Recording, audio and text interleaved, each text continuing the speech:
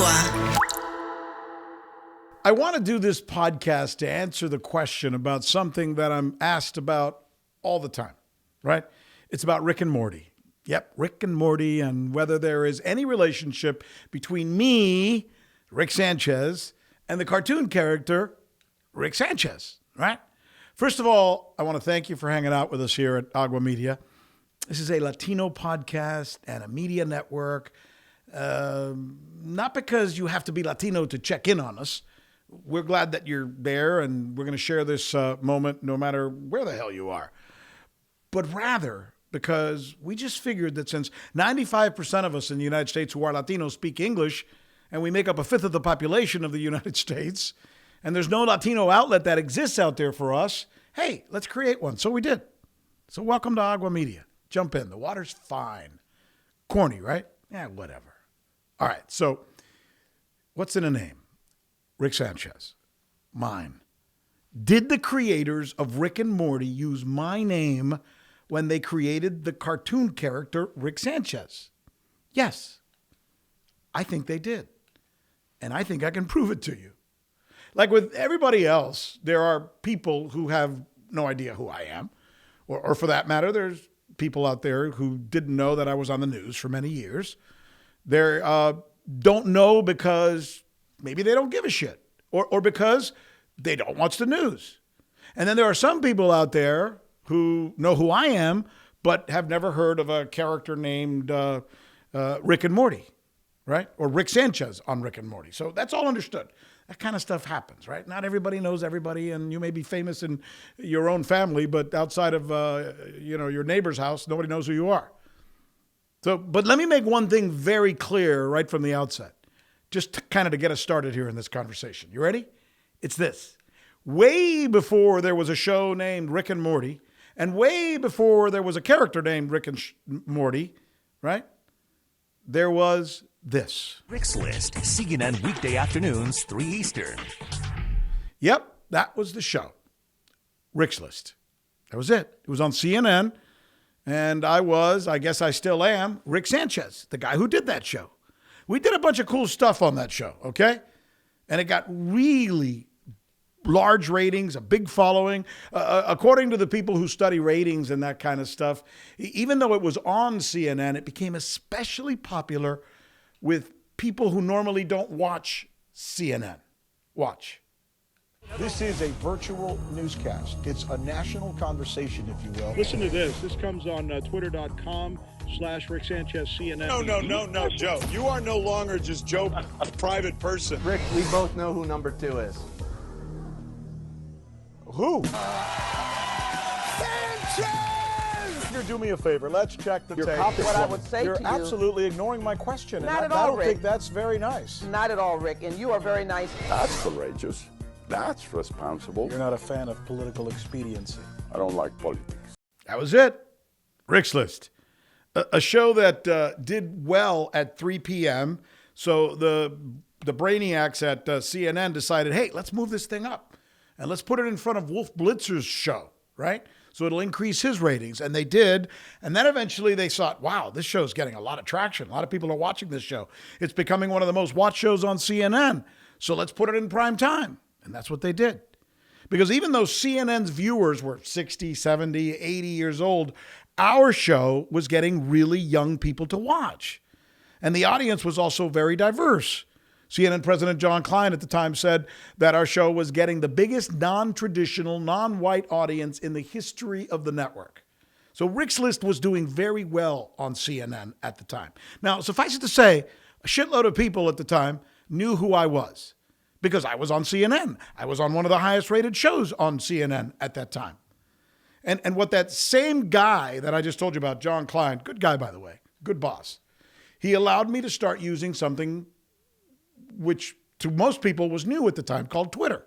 In fact, he encouraged me to use social media on my show. Nobody had ever done that before. And then the show got really popular, especially among young people. Here, watch. Look at all the tweets we're getting on this. Twitters. Those are the people who bring you the tweets. Joining me now is Mr. Twitter himself, CNN's Rick Sanchez. Twitter board's about to explode. MySpace, Facebook, but now take a look at this. No, dude, how cool is that? The Wiener and the redneck. Laugh with, not at. But I make fun of his people too, though. Anyway, so the New York Times, Miami Herald, NPR all started noticing what we were doing with this show, and they started to write about it, which was kind of cool. In fact, it was kind of cool that news got cool for a little while there with this show called Rick's List, which incorporated social media for the first time. A lot of young people were on social media, so it ended up getting one of the highest rated, being one of the highest rated shows on the network. I mean, I was just anchoring it. What did I know, right? I was doing the best I could. Of course, not everybody liked the show. Some people thought that I sucked. And I guess one of those people actually worked in one of the offices there at Turner Broadcasting headquarters in Atlanta because one day they called me in and they said, "You're fired." So I was let go. It happens. But you know what else was funny about what happened in Atlanta, in that same building in Atlanta, right? The Cartoon Network was also in Atlanta. Think about this. The Cartoon Network, we're going to talk about this, where I would hang out from time to time in the food plaza with some of the folks who worked at the Cartoon Network. So CNN and anchors like me and writers and editors worked together in the same building with the Cartoon Network, which made a different kind of news, I suppose. Maybe cartoon news. Remember, because that's an important part of the story, by the way, which we're going to get to in just a little bit. So CNN fires me, but I'm thinking, well, I still got my brand, right? Let me try and just parlay that, maybe online. I'm not on the air on CNN, but I can always go online and people will remember that I was the guy who was doing this show. But when I tried to do that, guess what? I couldn't, because my name was gone. If you Googled Rick Sanchez at the time, you didn't get me. You didn't get the guy who had the highest rated show on CNN. I disappeared. My brand was gone. What you got was a cartoon character named Rick Sanchez. And when I would tell people to look for me, they couldn't even find me. They found this. Rick, come on, enough. Rick, I don't like glowing rocks in the kitchen trash. Well, I don't like your unemployed genes and my grandchildren, Jerry, but life is made of little concessions. So suddenly, my online presence didn't even exist, right? I had no online presence. You see, Rick Sanchez, the person, had been replaced, literally replaced by Rick Sanchez, a cartoon. Sounds weird, right? Turner Broadcasting would fire me and then allow or give my name, I don't know, to be placed on a cartoon character on one of their shows. I mean, I guess it's kind of cool. In some ways, it's kind of flattering that, you know, a famous cartoon character is now named after me or has my name. But it's also really frustrating because it's kind of like my name was hijacked, right? Here's the question that I know you're probably asking. Was it on purpose? Well, or was it just a coincidence? Well, did the creators of Rick and Morty maybe just happen to pick out a name? Rick Sanchez, popular name. I mean, Rick Sanchez is not a weird name. Different, but like me, I suppose. But maybe they just did pick it out of nowhere. And it happened to be mine. And that means that they had never heard of me, never watched CNN, never knew that there was a guy on CNN. And nobody on their staff had ever heard of me when they sat there at their storyboard meeting and mentioned they were going to do a show and they were going to have a character named Rick Sanchez. Nobody said, hey, you know, there was a guy on CNN. No, nobody said that. Maybe nobody at Turner Broadcaster remembered that I worked there, even though I was on TV every single day, including on prime time. I guess. Is it possible? I guess. And that's kind of the way I left it. Because after all, that's all they would have to say, right? We didn't know who you were. We had no idea who you were. Get over yourself, Mr. Sanchez, Mr. Sanchez, or whatever your name is. We didn't know you. We didn't know Rick Sanchez. We didn't know the news guy.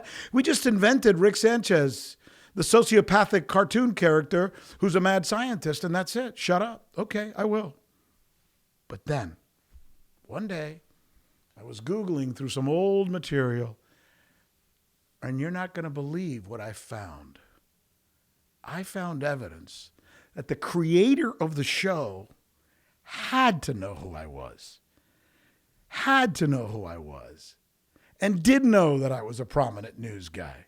And was even including me in some of his experimental riffs that he was working on before he did Rick and Morty. In fact, here's the first part of a videotape that I want to share with you. Watch. Man, it makes so much sense. Something's different. Let's put on a TV set. Okay, you see those two guys on the couch there? One of those two guys is Justin Roiland. He's the creator of Rick and Morty, on the couch with his friend Drew. And as best we can tell, this video was shot around 2006. So that's him on the couch with a friend doing a spoof or a spiff or whatever you want to call it, creating another show, not Rick and Morty at the time. At the time he's on the couch doing this, I am on the air anchoring the news on CNN, just to be clear. Now, we reached out to Justin. We asked whether he used my name as an inspiration for the character Rick and Morty, on Rick and Morty. And he reached out, good guy, nice enough for him to do that. Seems like a nice guy. In fact, he wrote to us and he said he had no idea who I was and he hopes I don't hate him. By the way, I don't hate you, Justin. In fact, you just seem to me like a nice guy. However, I don't think, Justin, that you're being completely honest here. You see, Justin, what you don't know, maybe, I think that Justin doesn't know, that we have the rest of that videotape. And if we continue playing that videotape, it becomes pretty obvious that he knew that I was a news guy on CNN because the character in this videotape is playing Rick Sanchez, the news guy. There, I think they refer to it as CIN or something. He's wearing a silly mask, and he's cast as Rick Sanchez, the news guy, on TV. Here, play it. Put on the TV. Hello, I'm Rick Sanchez. Welcome to the 7 o'clock news. Did you hear that? I'm Rick Sanchez, and I'm doing the news. I mean, now, look, I know it's a silly spitballing thing that they were kind of doing, but that really doesn't matter. What matters is they seemed to me they knew exactly who I was at the time. Either that or it's one of the biggest freaking coincidences that could ever have happened, right? That they would have chosen a character doing the news on TV who happens to be named just like the guy who at the time was doing the news on TV, not in some tiny little local station, but all over the country on CNN, no less, at a time when people were still watching CNN, by the way. I mean, and by the way, look, I never really have said anything about this, partly because it's kind of who we are. I mean, I'm Latino. That's the way we are, Latinos. You know, we just keep going. We're not the kind of people who grow up around lawyers, nor do we get up and complain and scream discrimination all the time. We lose a job, we go to the next job. We just keep going. We also don't have, for the most part, rich parents with access to PR companies or lawyers, most of which we could never afford, or a connection to executives at big media companies where we pick up the phone and say, hey, you can't name the character that. We don't know who these people are.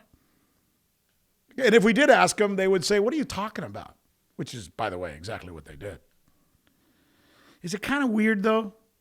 I was kind of the first Latino to ever do the news in prime time in the United States. And when they fired me, they gave or allowed my brand and my name to end up on a cartoon character. And by the way, a company that was owned by the same company that I used to work for. Why my name? Why not Larry King? Why not Wolf Blitzer? Why not Anderson Cooper? Those are cooler names than mine. Maybe there's a part of me here that should be flattered. But then again, it kind of sucks when you wake up one day and everything you've ever worked for to create, your brand, your name, it's gone. It's like it never even existed. Bizarro, huh? So now when I say my name or I hand people a credit card or I try to book a flight, I get this look, right? Really? Rick Sanchez, sometimes they say. Then I wait, and often what I hear on the other end is, wow, you're just like the cartoon character. Just like the cartoon character, Rick Sanchez. And that's why, by the way, we can't call this podcast the Rick Sanchez Podcast or just Rick Sanchez. We have to call it Rick Sanchez News because Rick Sanchez doesn't belong to me anymore, even if it was my brand name. And by the way, not for nothing, but I had it first. So joining us now to talk about this is Mary Grieco. So Mary, it's so cool to have this conversation. I've never had this discussion with anybody publicly before. So you and I are about to talk about something which is kind of like virgin territory. You're an expert in this field. You help people with their brands, and you work for the Olshan Law Firm. Is that right? That's correct. You heard my story. What do you think? Interesting. Very interesting. And like most things in law, this is not clear cut. And there are coincidences and there's things that kind of go beyond coincidence. It's kind of hard without really knowing a lot about the creation, where this came from. I think, as you recognize, Rick Sanchez is not a name like Bruce Springsteen, where it would automatically be associated with one person. So as you said, their argument could be, well, it's a coincidence. It's a common name. We could have picked Rick Jones, but we picked Rick Sanchez. We could have picked Rick Gomez. Until you watch them knowing on tape in 2006, by their own admission, on a videotape, doing a spoof with a guy named Rick Sanchez doing the news on a show that they're creating called CIN at the time that I happened to be Rick Sanchez doing the news on CNN. So to say that they didn't know who I was would be a lie.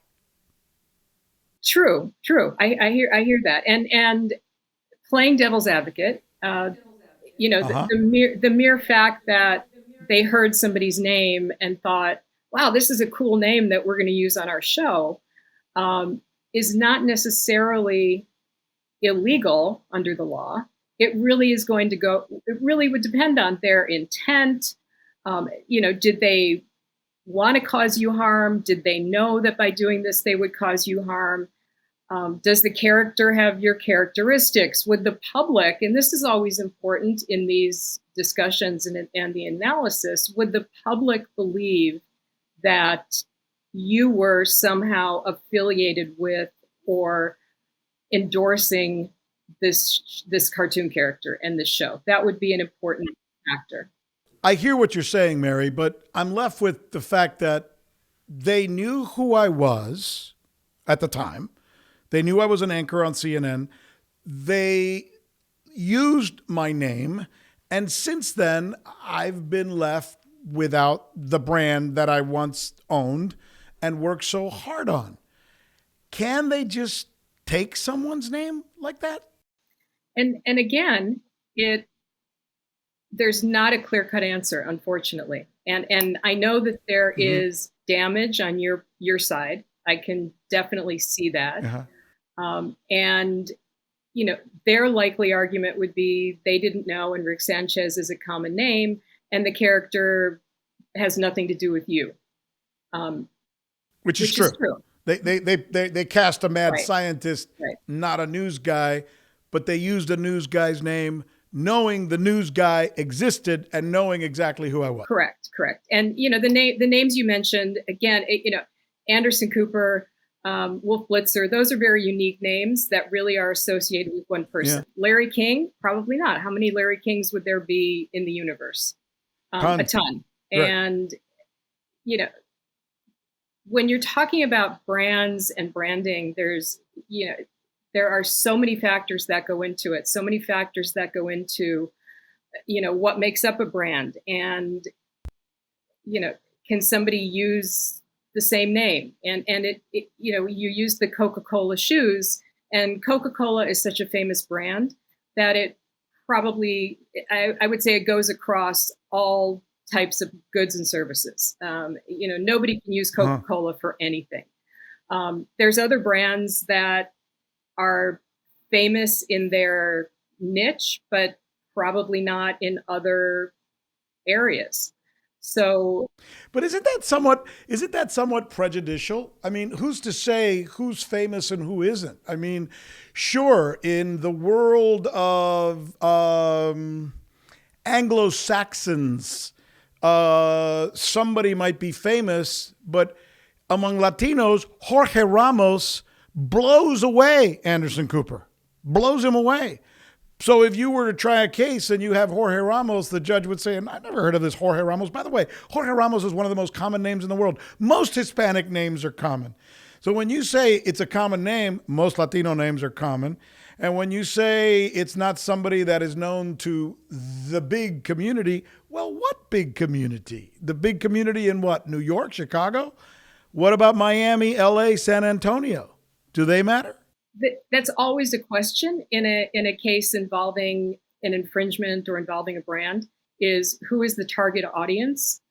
If it was, let's say it's a, big pharmaceutical drug name, the target audience may be physicians that prescribe that drug. And, people may not necessarily know the names of a certain drug or a certain piece of medical equipment or something. So, and I think, if you're talking about somebody who's famous, Jorge Ramos is famous with a certain niche of the population, that would be important, because then the question would be, it is a significant portion of that population where he has really built a brand for himself.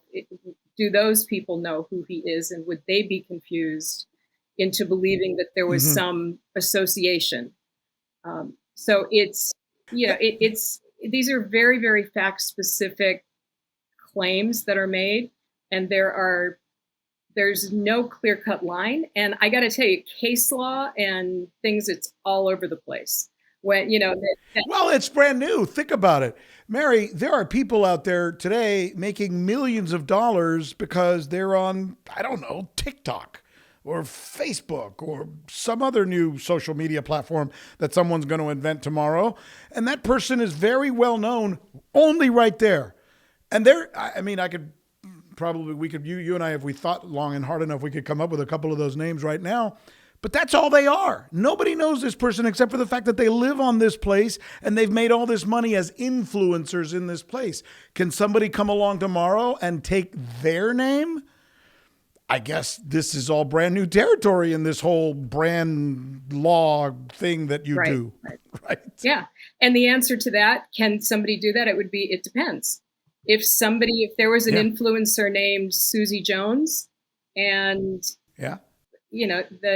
somebody came out with Susie Jones, shoes, would enough people think that it was Susie Jones, the influencer? And what would go into that would be a long analysis. You could get two different courts hearing it, coming up with two different findings. You could have two different juries coming up with different findings, because it is such a fact specific, it's such a fact specific area of the law that there really are no clear cut answers unless it's blatant infringement, or blatant, those are clear. But as an old law professor told me, that those cases never get tried because, they're so clear. The ones that really get tried and make case law are the ones in the middle, where both sides have valid arguments and there's no clear cut answer. And it's going to be very, very fact specific. It sounds like as we move along in this new world of brands and all these disparate types of media where people become famous and build huge brands, the law will follow. It sounds like that's what you're saying. Yeah. I mean, the law is what it is. And what I always tell my clients is that, the law is there. You've got trademark law, copyright law, you've got these rights of publicity. The law is there, and it applies whether or not you're doing something online or whether you're doing something more traditional. And look, when I started practicing, the internet was just starting out. There were no such things as social media. There were not influencers and all these things that have since come about. But the law is what it is. And I think the law doesn't change as much as the interpretation of the law. The law is you can't use somebody's name to create confusion. You can't use somebody's name to create a false impression. You can't use somebody's name to injure them somehow. Let me ask you a question, and I pardon the interruption, but I just thought to myself, is there something, 'cause since you were mentioning Anderson Cooper happens to be a Vanderbilt, deep pockets. Is it possible, or could we possibly live in a world, Mary, where someone who is going to choose a name for a show is more judicious about choosing someone who they know is very influential and apt to be litigious or has deeper pockets? So they go with somebody who maybe is not as well known, or because they think, this guy will never go after us. Does that happen? I'm sure it does. And I think in the years that I've been practicing, a consideration is always, how likely is the other side to fight this? What is the risk? There are certain, and I won't name them, but there are certain companies that, people know just don't go after this company, because even if they do something wrong, they're going to bury you in legal fees and make it very hard for you. And so those companies tend to get away with a lot. Sometimes people stand up to them. Sometimes the companies get called out for what they're doing and get punished for what they're doing. But yeah, that is always a consideration, especially looking to enforce your rights. What is it like on the other side? When I started doing this, I was in Los Angeles, and I represented people in the film and music industry, mostly on the artistic side, and some fairly well-known names, but going up against a big studio in Los Angeles, where I practiced at the time, was very tough.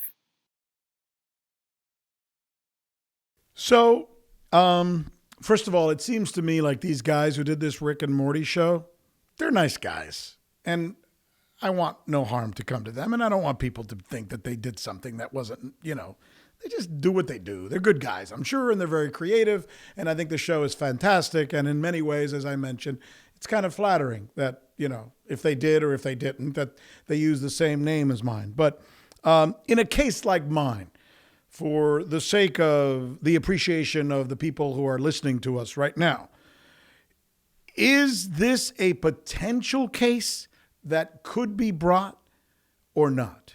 How do you see it? I see it as not a slam dunk. I see it as a potential case. There's a lot of factors that would go into it. It would be interesting to see what would come out in discovery as far as the creation. Are they using any kind of keywords or meta tags that push them up in the Google rankings that would, Right. those kinds of things. After they watch this show, they're going to go hide them now. So, but go on. But nothing's ever hidden on the internet. Everything is always there.